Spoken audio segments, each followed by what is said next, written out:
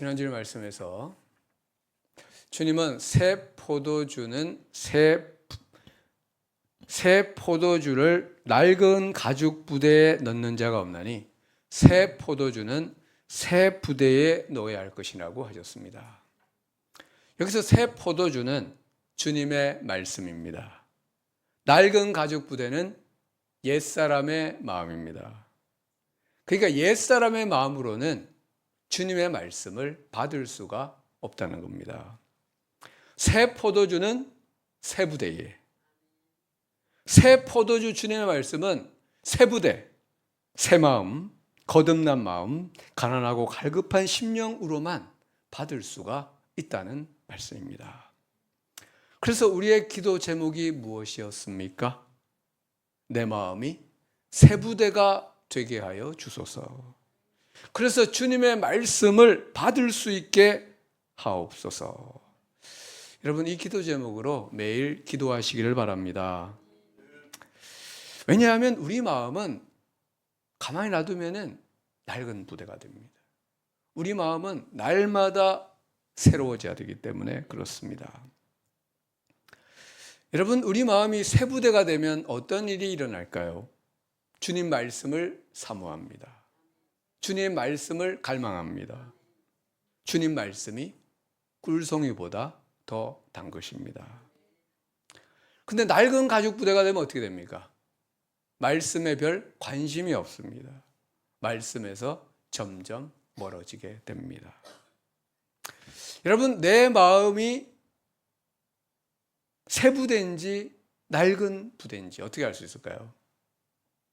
말씀을 대하는 나의 마음 자세를 보면 알 수가 있습니다. 우리는 반드시 새 부대가 되어야 하는 것이죠. 5장 39절, 지난주 말씀인데 같이 읽어보겠습니다. 묵은 포도주를 마시고 새 것을 원하는 자가 없나니 이는 묵은 것이 좋다 함이니라. 아멘. 여기 묵은 포도주는 사람들이 만든 전통, 그들이 만든 율법의 세부 규정들입니다. 이런 것에 빠지면은 이런 게 좋다는 겁니다. 이런 게 좋다는 겁니다. 당시 바리새인들은 이런 데 빠져가지고 새 포도주, 주님 말씀을 거부했던 것입니다. 사랑하는 성도 여러분, 우리는 모두 새 부대가 되어야 하겠습니다. 그래서 주님 말씀을 사모하는 자, 말씀에 줄이고 목마른 자가 되어야 하겠습니다. 우리의 심령이 말씀에 줄이고 목마르면 어떻게 될까요? 여러분, 배가 고프고 목이 마르면 어떻게 합니까? 막 먹고 마십니다.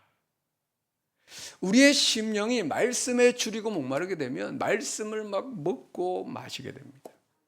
그럼 우리의 심령이 주님 말씀으로 가득하게 됩니다. 그러면 우리의 마음이 주님을 닮게 되고 주님의 마음을 품게 되는데 이런 은혜가 우리 모두에게 있기를 축원합니다. 그동안 바리새인들은 예수님과 2번 충돌했습니다. 누가복음에서 5장 17절 이하에 보면 주님이 중풍병자에게 죄사함을 선포했을 때 한번 충돌했고 27절 이하에서 주님이 세리와 죄인들과 함께 식사를 할 때 또 한번 충돌했습니다. 오늘 6장에서는 안식일 문제로 다시 충돌하게 됩니다. 우리 1절 말씀을 같이 읽겠습니다. 안식일에 6장 1절 시작. 안식일에 예수께서 밀밭 사이로 지나가실새 제자들이 이삭을 잘라 손으로 비비어 먹으니. 이렇게 했는데 어떤 바리새인들이 어찌하여 안식일에 하지 못할 일을 하느냐 하면서 이제 시비를 걸었습니다. 여러분, 우리가 가을 추수를 앞둔 남의 집 논에 들어가서 이삭을 잘라가지고 이제 비벼가지고 먹으면, 그것도 장정 12명이 한 논에 들어가가지고 잘라서 비벼 먹으면은 되겠습니까?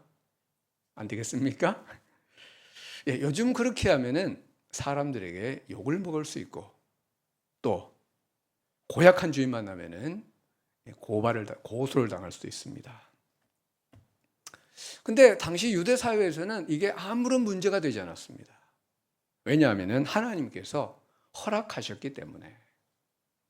신명기 23장 24절에 내 이웃의 포도원에 들어갈 때에는 마음대로 그 포도를 배불리 먹어도 되느니라. 요즘 참외가 맛있지 않습니까? 남의 집 참외밭에 들어가서 배불리 따서 먹어도 아무 문제가 없어요. 그러나 그릇에 담지는 말 것이요.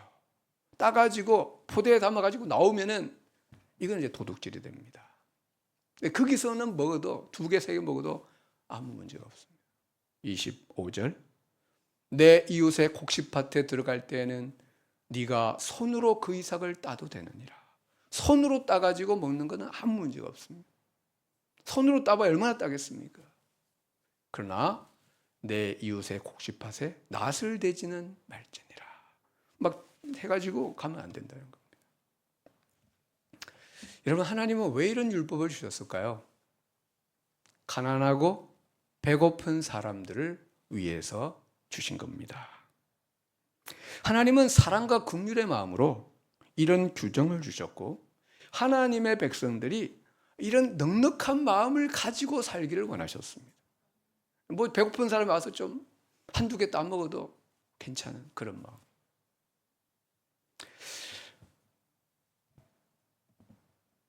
그런데 바리새인들은 왜 이거를 문제 삼고 있습니까? 그 일을 안식일에 했기 때문에. 안식일에는 율법에 아무 일도 하지 말라고 그랬습니다. 근데 이 바리새인들에게는 그 일이라는 게 뭐냐? 이게 중요했던 것이죠. 그래서 안식일에 해서는 안 되는 일의 목록을 만들기 시작했습니다. 수백, 수천 개를 만들었습니다. 그들이 만든 규정에 따르면 안식일에는 수학을 해서는 안 되고, 타작을 해서는 안 되고, 퀴즈를 해서는 안 되고, 그리고 음식을 장만해서는 안 되는 겁니다. 근데 지금 제자들이 이 4가지를 모두 했다는 것입니다. 먼저 밀 이삭을 자름으로 수확을 한 것이고, 그것을 손으로 비빔으로 타작을 한 것이고, 껍질을 불어 날림으로써 키즈를 한 것이고, 그것을 비벼 먹음으로써 음식 장만을 했다. 그래가지고 비판하면서 정죄를 했던 것이죠. 여러분, 하나님께서 안식일 규정을 주신 이유가 뭡니까? 출애굽기 20장 10계명에 보면은 안식일을 기억하여 거룩히 지키라. 엿새 동안은 힘써 내 모든 일을 행할 것이나 7째 날에는 아무 일도 하지 말라. 그 이유가 뭡니까? 엿새 동안 나 여호와가 천지를 창조하고 7째 날에 쉬었기 때문이다. 그러니까 내가 쉬었으니 너희도 하루 쉬면서 창조주 하나님을 기억하라. 이런 것입니다. 신명기 5장 10계명에는 쉬라는 이유가 조금 다릅니다. 네 하나님 여호와께서 종으로 있던 너를 애굽에서 구원해 내셨으니 하루 쉬라는 겁니다. 여러분, 이스라엘이 종으로 있을 때 쉬는 게 있었을까요? 쉴 수가 없었습니다. 1년 365일 매일 일해야 됐습니다. 그런데 이제 구원받았으니 하루 쉬라. 자유인이 되었으니 하루 쉬면서 너를 구원하신 하나님을 기억하고 예배하라. 하루 쉬면서 너희 몸과 영혼이 안식을 누리라. 이런 말씀이었습니다. 하나님은 사람을 위하여 안식일을, 사람의 몸과 영혼을 위하여 안식일을 제정해 주셨습니다. 그런데 저들은 이상한 규정을 만들어서 사람을 올가매고 있었습니다. 올가매는 겁니다. 안식일을 하나님 안에서 쉬는 날이 아니라 옴짝달싹 못하는 아주 불편하고 괴로운 날로 만들어 버렸던 것입니다. 예수님은 다윗의 예를 들어서 그들을 책망하셨습니다. 우리 3절과 4절 같이 한번 읽어보겠습니다.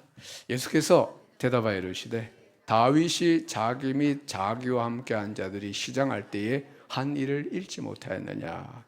그가 하나님의 전에 들어가서 다만 제사장 외에는 먹어서는 안 되는 진성별을 먹고 함께한 자들에게도 주지 아니하였느냐. 사무엘상 21장에 보면은 당시 다윗은 사울 왕에게 쫓기면서 급히 높당에 있는 제사장 아히멜렉을 찾아갔습니다. 그리고 혹시 떡이 있으면은 좀 주십시오. 당시 그는 몇 날 며칠 먹지 못하여 심히 배가 고팠습니다. 그리고 음식 없이 광야로 나갔다가는 굶어 죽을 수도 있는 겁니다.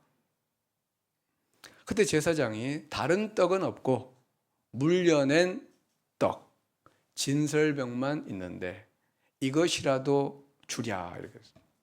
그랬더니 그거라도 주십시오. 그래가지고 그거를 받아가지고 다윗이 먹었던 것입니다. 원래 이 물려낸 진설병은 제사장만 먹게 돼 있어요. 제사장을 위한 음식으로 주셨습니다. 그런데 그렇다고 해서 제사장이 그 선물, 그 음식을 다른 사람, 특히 궁핍한 사람들과 나누는 것까지 금하지는 않으셨습니다. 하나님이 제사장들에게만 특별히 허락하신 그 음식이라고 해서 제사장이 아닌 사람이 굶어 죽어도 못 먹는 것은 아니었습니다. 그래서 제사장은 다윗에게 그 진설병을 주었던 것이죠. 병행본문인 마태복음 12장에 보면은 주님은 이 말씀 바로 다음에 호세아 6장 6절의 말씀을 인용하셨습니다.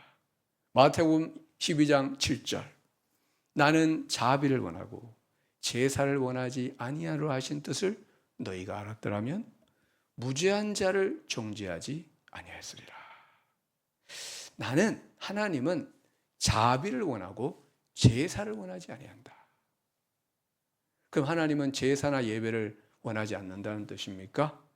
그것이 아니고 나는 자비 없는 마음으로 드리는 예배를 원하지 않는다는 뜻입니다. 자비는 히브리어로 헤세드입니다. 여기서는 하나님의 사랑에 기초한 이웃 사랑을 뜻하고 있는데 여러분 우리가 하나님의 사랑, 헤세드, 자비와 긍휼 없는 그런 마음으로 예배를 드린다면은 하나님은 그 예배를 받지 않습니다. 왜냐하면 그거는 예배가 아니라 종교 활동이기 때문에. 하나님이 원하시는 예배는 하나님의 헤세드, 하나님의 자비와 사랑의 마음을 품은 성도들의 예배인 겁니다. 하나님은 그런 예배를 원하시는데 당시 바리새인들은 율법을 지킨다고 하면서 율법 속에 들어있는 하나님의 헤세드는 다 잊어버렸습니다. 5절 말씀을 보면요, 같이 읽어봅시다. 또 이르시되 인자는 안식일의 주인이니라 하시더라. 무슨 말입니까? 너희가 마치 안식일의 주인인 것처럼 안식일에는 이렇게 해야 된다 저렇게 해야 된다 규정하고 있지만 내가 안식일의 주인이다. 안식일은 내가 만들었다. 내가 안식일을 규정하고 내가 하나님의 안식일의 의미와 목적과 뜻을 규정한다. 이런 말씀입니다. 또 다른 안식일에 예수님께서 회당에 들어가서 가르치셨는데 거기 오른손 마른, 오른손이 이렇게 꼬꾸라진 사람이 있었습니다. 그 사람은 예수님의 말씀도 듣고 병도 고침 받고 싶어서 왔을 것입니다. 여러분 생각에는 어떻습니까? 예수님께서 이 병자의 병을 고쳐주시면 좋겠습니까? 안 고쳐주시면 좋겠습니까? 네, 우리는 다 고쳐주셨으면 좋겠습니다. 그런데 거기 고쳐주기만 해봐라 이런 사람들이 있었습니다. 우리 7절 같이 읽어봅시다. 서기관과 바리새인들이 예수를 고발할 증거를 찾으려 하여 안식일에 병을 고치시는가 엿보니, 어디 고치기만 해봐라 이러면서 막 예수님을 눈을 부릅뜨고 이렇게 쳐다보고 있는 사람들이 있었습니다. 바리새인들. 이 사람들은 병자에게는 관심이 없습니다. 병자의 고통과 아픔에는 관심이 없습니다. 오로지 예수님 고발할 증거, 예수님 고발할 구실을 찾느라고 눈을 뜨고 있었습니다. 그들에게는 하나님의 헤세드가 없었던 것이죠. 바리새인들이 만든 규정에 따르면 의사는 안식일에 병을 고쳐서는 안 되었습니다. 왜냐하면 이제 그건 일이기 때문에. 근데 예외는 있었습니다. 죽어가는 사람이 있다면 그 병은 고쳐도 되었습니다. 근데 지금 이 사람은 죽어가고 있지는 않지 않습니까? 손이 좀 오그라들어 있지, 당장 죽는 건 아니기 때문에 이 사람의 병을 고치면 그거는 이제 일이 되는 겁니다. 예수님께서 그들의 생각을 아시고 손 마른 사람을 여기 중앙에 서라고 했습니다. 여기 중앙에 딱 서라고 하셨습니다. 그리고는 바리새인들에게 질문하셨습니다. 우리 9절의 말씀을 공동번역으로 같이 한번 읽어보겠습니다. 시작. 예수께서 그들에게 너희에게 한 가지 물어보겠다. 율법에 어떻게 하라고 하였느냐? 안식일에 착한 일을 하라고 하였느냐? 악한 일을 하라고 하였느냐? 사람을 살리라고 하였느냐? 죽이라고 하였느냐? 여러분이 한번 대답해 보십시오.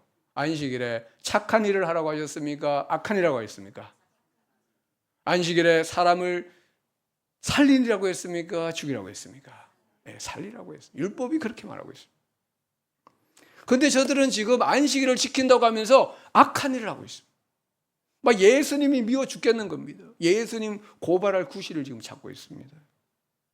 그리고 저들은 안식일에 사람을 죽이는 일을 하고 있습니다. 예수님을 어떻게 죽일까 지금 연구를 하고 있습니다.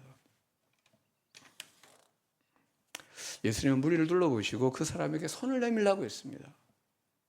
원래 이 사람은 손이 오그라들기 때문에 손을 못 내밉니다. 근데 손을 내밀라고 한 거예요. 그래서 이 사람이 손을 내밀었더니 내밀어지는 겁니다. 완전히 치유가 됐습니다. 회당에 있는 사람들이 모두 놀랐고요.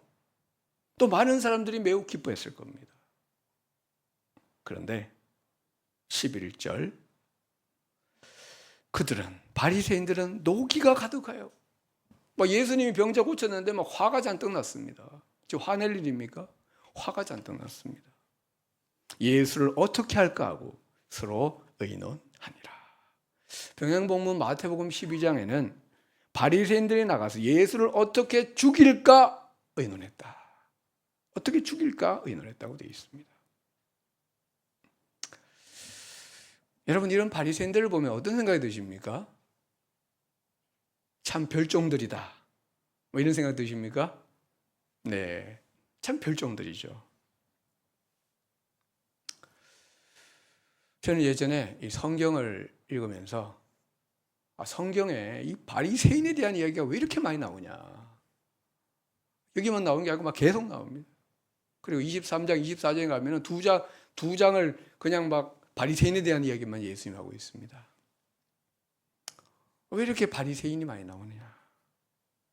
그러면서 내가 바리새인이 아닌 게 얼마나 감사한가 이런 생각을 했습니다. 근데 나중에 보니까 그게 아니었습니다. 제 속에 바리새인이 들어있는 겁니다. 내 속에 바리새인이 들어있는 겁니다. 제가 30대 초반에 어느 교회 부목사로 사역하고 있었습니다. 교회가 좀 커서 부목사님들 여러 분 있었습니다. 근데 어느 집회 갔다가 제가 성령 세례를 받았습니다. 성령 세례를 받았습니다. 보통은 성령 세례 받고 신학을 하고 목사가 되죠. 저는 거꾸로입니다. 목사 되고 나서 성령세를 받았습니다. 아무튼 그때 이제 은혜를 많이 받았습니다. 그리고는 이제 막 기도를 하기 시작했어요. 기도하면은 하나님께 집중하여 막 기도를 열심히 하면 됩니다. 그런데 제 속에서 이 바리새적인 마음이 막 올라오는 겁니다. 나는 이렇게 기도하는데 저 사람은 왜 기도를 안 하지? 나는 이렇게 기도하는데 저 목사님은, 저 부목사님은 왜 기도를 저거밖에 안 하지? 적어도 1시간 이상은 해야지. 이렇게 해요. 막 기도한다고 하면서 기도는 안 하고 남 비판만 하고 있는 겁니다. 그리고 내가 이렇게 기도하면은 성도들이 나를 기도 많이 하는 신령한 목사로 생각해 주겠지. 막 이런 생각을 하면서 제가 바리새인이 되어 있는 겁니다. 그러면서 제가 성경에 왜 이렇게 바리새인에 대한 말씀이 많은지 그 이유를 알게 됐습니다. 그 이유가 뭡니까? 우리에게 경고하기 위해서. 너 잘못하면 바리새인 된다. 경고하기 위해서. 고린도전서 10장 11절. 그들에게 일어난 이런 일은 본보기가 되고 또한 말세를 만난 우리를 깨우치기 위하여 경고하기 위하여 기록되었느니라. 성경에 있는 모든 말씀은요, 옛날 이야기 아닙니다. 다 우리 깨우치라고 주신 말씀. 사실 예수 믿는 우리가 바리새인이 될 위험이 상당히 많이 있습니다. 예수 안 믿는 사람은 절대로 바리새인이 안 됩니다. 바리새인 안 돼, 이분들은. 그리고 이제 막 예수 믿은 초신자는 바리새인이 될 위험이 별로 없습니다. 근데 은혜 받은 사람들, 뭔가 열심히 믿어보겠다고 결심한 사람들, 예수 믿은 지 오래된 사람들이 바리새인이 될 위험이 많은 겁니다.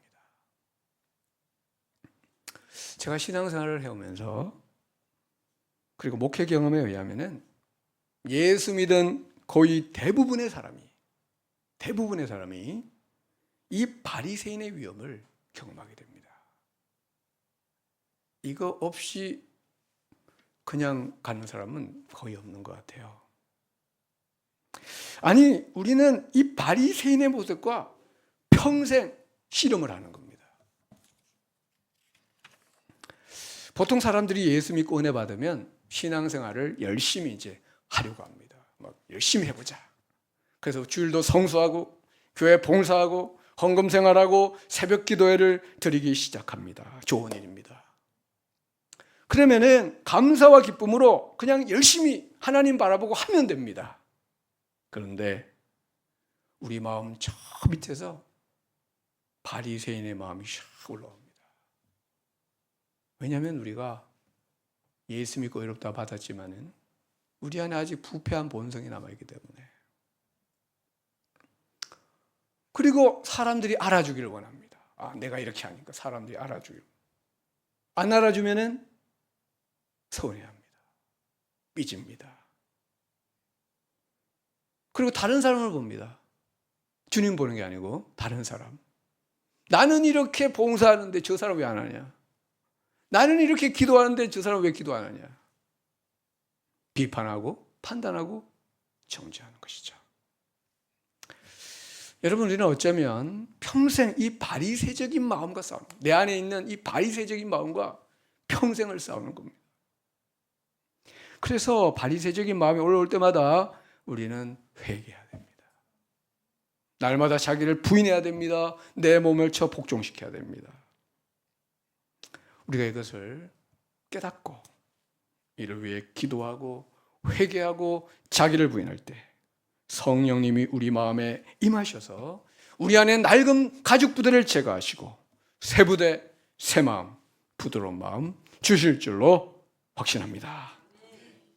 성경에 보면은 두 종류의 사람이 있습니다. 첫 번째 사람은 바리새인으로 시작해가지고 끝까지 바리새인으로 살다가 죽는 사람들이 있습니다. 오늘 본문에 나온 이런 사람들. 이 사람들은 나중에 결국 예수님을 십자가에 못 박아 죽입니다. 예수님 부활 이후에 그때 끝났습니까? 아닙니다. 사도들을 또 따라다니면서 사도들을 박해합니다. 근데 두 번째 종류 사람은 바리새인으로 시작했으나 바리새인을 벗어나 변화된 사람들입니다.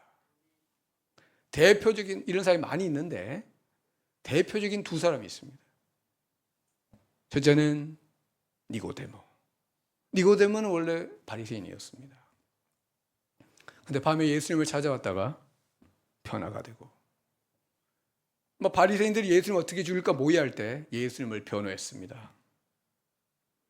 그리고 예수님 십자가 죽음 이후에 아리마대 요셉과 함께 예수님의 장례를 이 니고데모가 치르게 되죠. 또 한 사람은 누구입니까?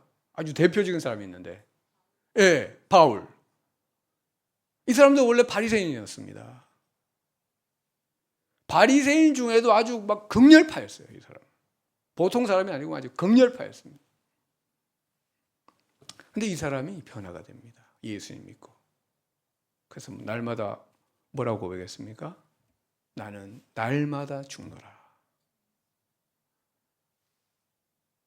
나는 죽고, 나는 십자가에서 예수님과 함께 죽고 내 안에 그리스도께서 사신다. 이렇게 고백하면서 주님의 신실한 종으로 헌신을 했습니다. 여러분, 이 시간 나 자신을 돌아보기를 원합니다. 내 안에 바리새인이 있는가? 제가 제 자신을 돌아보니까 아직 바리새인이 있습니다. 아직 바리새인이 있습니다. 여러분, 우리 안에 바리새인을 발견할 때마다 우리는 회개해야 됩니다. 그리고 기도해야 됩니다. 내 안에 바리새인을 제거하여 주시옵소서. 그리고 자기를 부인해야 되고 내 몸을 복종시켜야 됩니다. 그리고 하나님의 헷세드를 구해야 됩니다. 하나님의 마음을 주옵소서.